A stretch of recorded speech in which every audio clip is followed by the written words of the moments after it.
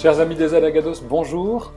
Je suis heureux aujourd'hui de pouvoir vous présenter les œuvres sociales de la paroisse à travers les extraits d'un film enregistré en 2012 au nom du frère. Alors pour présenter les œuvres sociales, il faudrait parler de l'atelier d'artisanat, il faudrait parler de l'accueil pédiatrique, il faudrait encore parler du soin des personnes âgées, de la formation professionnelle, informatique, à la couture, à la cuisine et de bien d'autres services qui ne se voient pas toujours.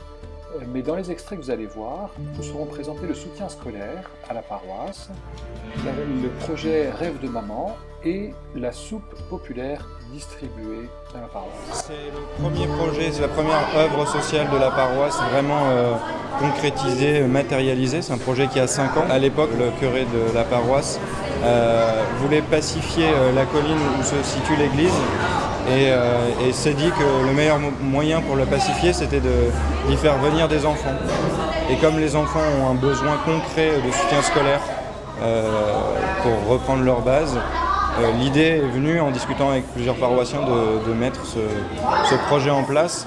Et effectivement, le double objectif d'accueillir les enfants, d'être présent pour les enfants et pour les familles est rempli. Et l'objectif de pacifier la colline l'est aussi, puisque le soutien scolaire est présent sur la colline la journée entière et il n'y a plus pendant la journée, il n'y a plus du tout de problème sur cette colline.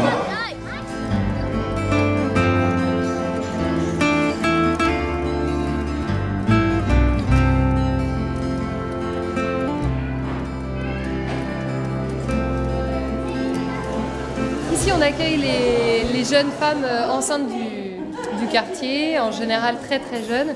J'en ai au minimum 12-13 ans, jusqu'à 30-40 ans. Mais la moyenne d'âge est environ 15 ans. Et elles viennent ici pour coudre un petit trousseau de naissance, ce qui leur permet en fait de créer le premier lien avec leur enfant.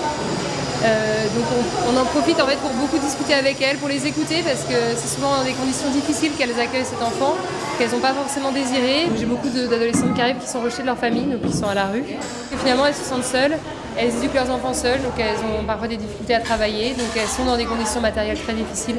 C'est un cercle vicieux qu'on ne voit pas au début quand on arrive là d'extérieur. On voit la pauvreté mais on ne se rend pas compte de tout ce qu'il y a dans le fond.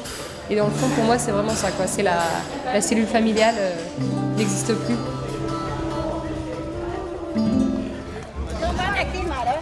Olha, porque a gente se senta, a gente é mais pesado do que a sopa. Junta-se 4 pessoas. Pode entrar!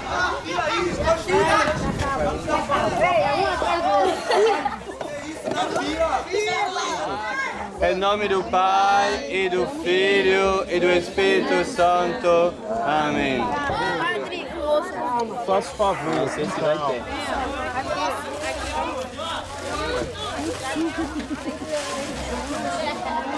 Não pode dar também não. Tá bonito. Fica mais bonito.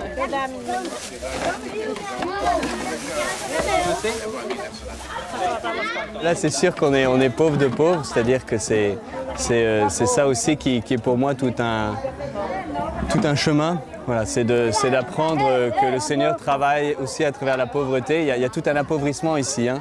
La pauvreté de moyens, pauvreté des gens, des ressources humaines aussi. Puis nous, moi, avec Xavier aussi, on fait expérience de notre pauvreté par rapport à la langue, par rapport à la chaleur, par rapport aux moustiques, par rapport à la fatigue. Donc on est appauvri considérablement.